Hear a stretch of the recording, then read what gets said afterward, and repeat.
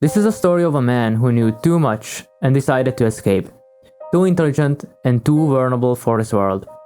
The movie portrays a character named Prot, who claims to be an alien from a distant galaxy with superior intelligence. This higher intelligence of someone can easily make them appear unlikable, unpleasant at times, or even ever so slightly look smug. Prot may not be particularly unpleasant, but rather a know-it-all, often arguing, getting in trouble with his psychiatrist, seemingly not with the intention to mock others. He looks innocent and well-intended, and after all, he is in a mental hospital. What can we expect from a person like that? We can't just assume they are here to cause harm, and even then, he's in a mental hospital. There is something to the highly intelligent, looking like a crazy person saying weird stuff, as if they are from an alien planet. We would like to think they don't know what they are talking about. They act all high and mighty, and yet, often they end up being right. This bugs a lot of people, of course. After all, this appearance of craziness, as the masses see these people, it stems from their contempt against the intelligent, or at least against the ones who they do not understand. It frightens them. They respond emotionally, while people like Prot wouldn't necessarily get why they are getting mad. Would you? Get mad? The Homo sapiens actually have a very simple answer to this question. It goes way back 100,000 years. But before we do that, let me give you a really quick rundown on the plotline. Some spoilers ahead, of course. As the whole video is a bunch of spoilers, I would recommend watching the movie first. So we meet our protagonist, Prot, at the train station, seemingly lost, and after a police encounter, he claims he is from a different planet called K-PAX. Then he is brought to a mental asylum naturally, where the crazy people belong. We will see him interact there with the troubled, and impresses his psychiatrist with his wit, often revealing knowledge that is seemingly alien, as no one seems to understand, even the top scientists in the field. Arrived with the transportation of light, possessed this body, he is here to observe the humans and make a report to his home planet. He said, K-PAXians are way different from human beings, he often explained. We slowly get to know his mind, then one day, he says he has to go back to his home planet. It is time to leave. What comes next I won't reveal, and if you haven't seen it, definitely do watch it. Neanderthal story. So there's a lot of speculation here, and it happened over 100,000 years ago, and we have limited evidence, so take most of it with a grain of salt. So about the Neanderthals. They had bigger brains, were less social, lived in small groups, they had to be very competent to survive in such settings, while sapiens lived in large groups and were very social because they needed that social cohesion for survival. And because of this, they also had an advantage to attack in large groups that could easily outpower the smaller ones. So seemingly the bigger brain, less social Neanderthals were potentially murdered by the large crowd of sapiens. Do you have a wife waiting back for you on K-PAX? Mark. You are not really listening to what I'm saying to you, are you? We do not have marriage on K-PAX. There are no wives, there are no husbands, there are no families. And agriculture was eventually necessary for survival, and developed circa 10,000 BC because it sustained large set of humans that then could defend larger regions or attack one. The ones who stuck with the hunter-gatherer method, even if it was a better system for humans, they were slowly outcompeted, as they were outpowered and pushed out or killed. Fun fact, brains didn't help much. Raw power was the main tool to achieve anything back in the day. How did we get here, really? Even your Buddha and your Christ had quite a different vision, but nobody's paid much attention to them, not even the Buddhists or the Christians. You humans. Sometimes it's hard to imagine how you've made it this far. Well, like that. As much as one can only play this guessing game and make stuff up, that happened 50,000 years ago, it really reminds me of this common theme of the intelligent is usually a quiet person, observing, less social, has a bigger brain. They reminded me of Prot.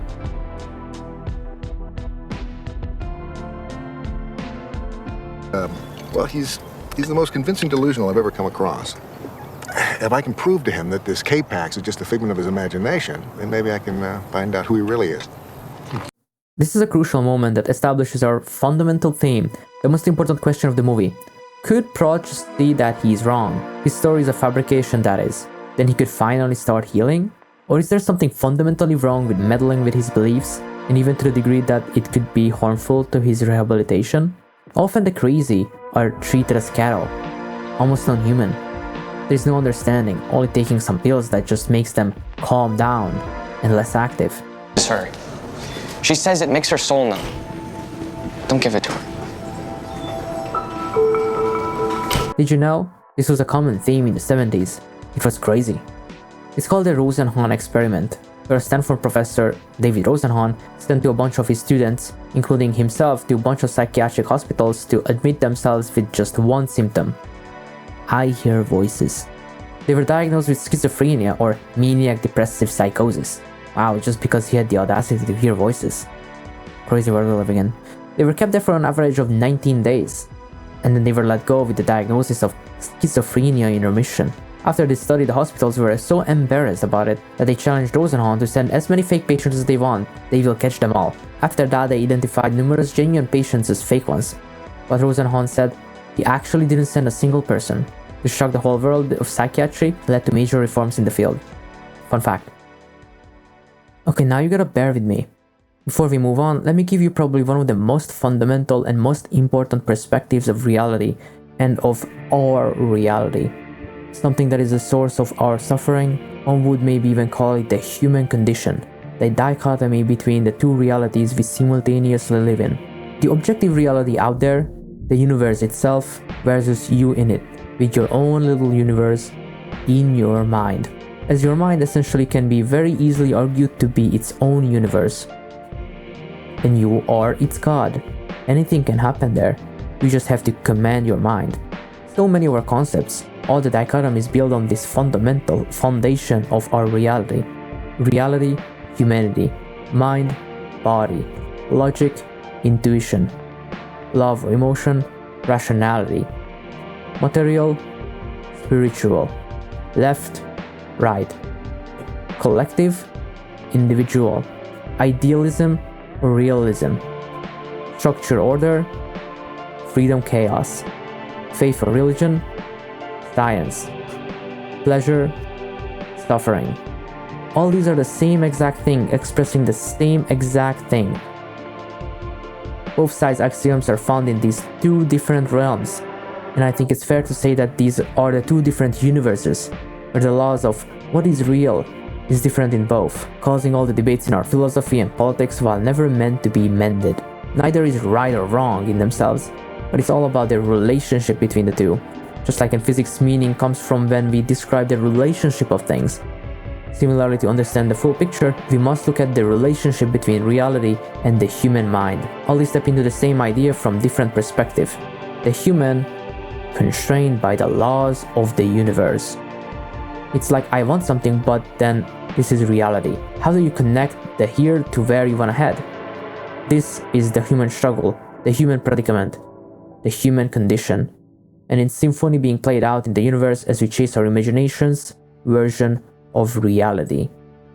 Neither two sides are the answer. They are tools to achieve goals in the human realm, from suffering to achieve pleasure. If we're born to struggle, push the boulder up. One must imagine Steve is happy. Anyways, so about the movie.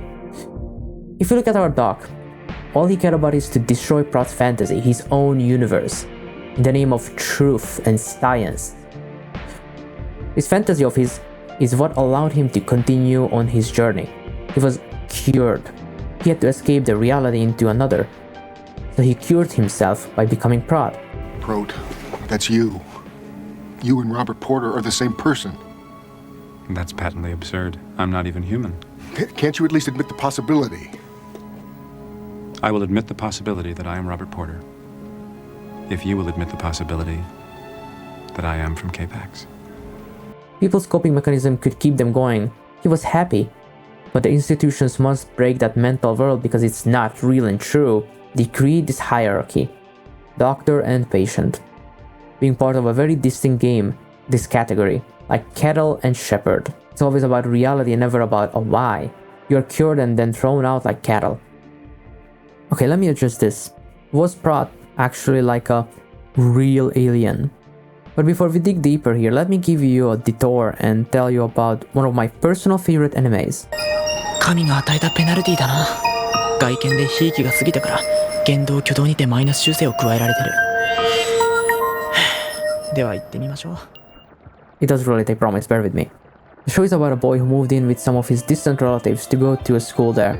One of the relatives is a little girl who we meet very early on wrapped in a futon. Later on we learn that she does that because the aliens took her away once. This theme carries throughout the show, her being insistent on her side of story, and throughout the anime it consistently makes us question, what is real? It gives you the best gift a show can give you.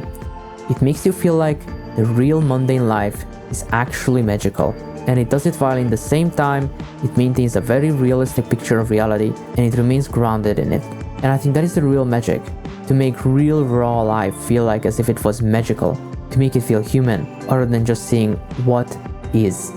A delicate balance to not make it stupidly unbelievable and ridiculous, nor to make it way too realistic and therefore just boring. Where you'd be sitting in a design review and somebody say that's not realistic, and you're like, okay, what does that have to, like, explain to me why that's interesting, because in the real world I have to write up lists of stuff I have to go to the grocery store to buy. And I've never thought to myself that realism is fun. I go play games to have fun. I don't think many shows have ever achieved this perfect balance, but this anime is one of them.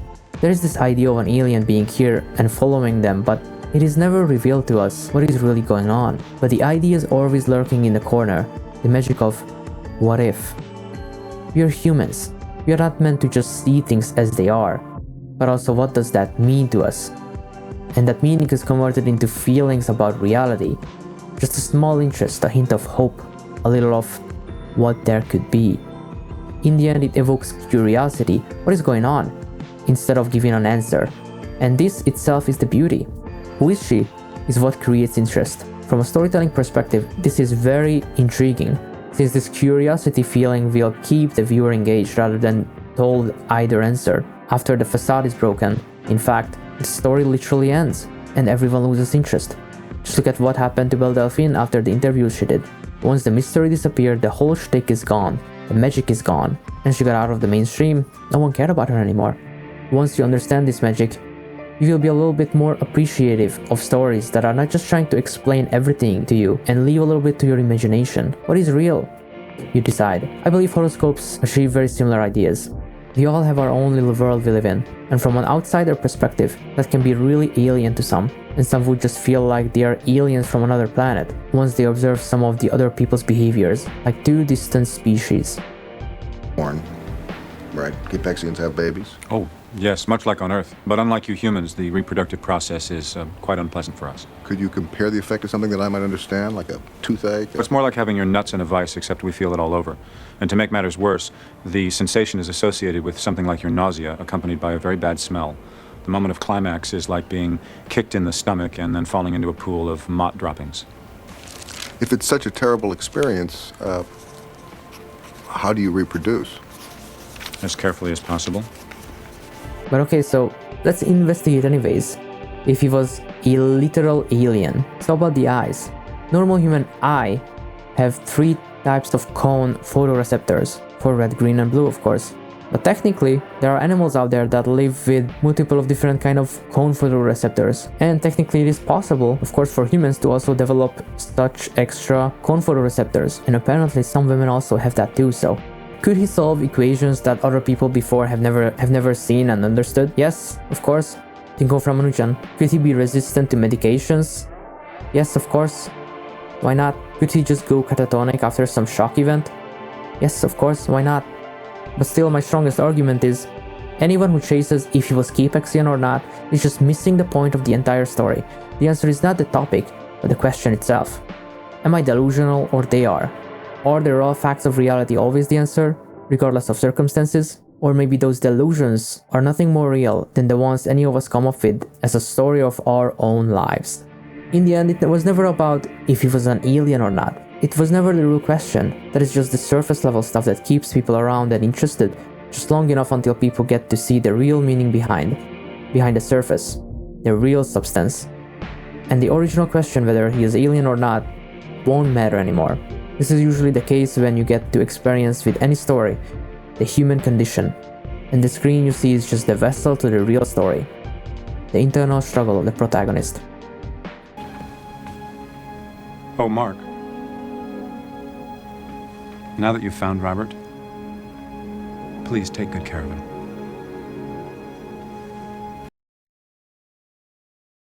Prot, I'm Dr. Becker. This is Dr. Flynn, Doctors Patel and Hessler. Doctor? Doctor?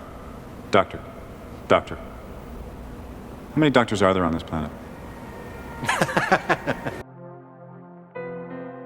His trauma. He didn't just mock the doctors because he's smarter. He was actually envious that he never had the chance to become one. Later on, we will learn that his escape from reality was about the trauma he had. And as we go deeper with how he sees the world, we can see that his intelligence also serves as a shield, and it actually covers his true condition. The cure. He helped many of his friends at the institution cure them. As he said, we all are capable of curing ourselves, overcoming our own predicament, and he did, just as how he helped himself. Once you stop thinking you are a sick person, you can stop self-sabotaging yourself, and you cure yourself. Imagine a world, a better world, and aim at that, instead of looking at the present reality of how horrible it is. That is, will never bring change. You need to find the desired new reality, and that is only found in your own universe. This is how you cure yourself. Move towards creating a better reality. Are you looking for something? The bluebird. The bluebird? The bluebird of happiness. Prot told me to find the bluebird of happiness. Prot told you. It's a task. The first of 3. I don't know what the other 2 are yet. He'll tell me. If I complete all 3, I'll be cured.